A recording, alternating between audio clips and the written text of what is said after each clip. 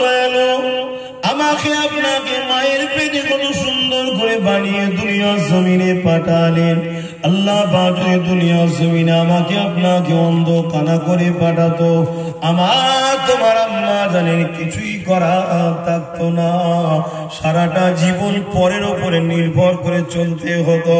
আল্লাহ পাক তা না করে দুটো চোখ দিয়েছে বান্দারে, কারো মুখাপেক্ষি তোকে করলাম না, কিন্তু এই চোখ দিয়ে আমার নাফরমান কোনো কাজ দেখবি না, এই চোখ দিয়ে যে কোনো নিষেধ কোনো দেখবি না, এই চোখ দিয়ে তুই আমার কুদরতকে দেখ, এই চোখ দিয়ে মা বাপকে দেখ, এই চোখ দিয়ে আলেমদের ঘরে দেখ, এই চোখ দিয়ে আল্লাহ ওয়ালাদেরকে দেখ, এই চোখ দিয়ে আমার কোরআন শরীফকে দেখ।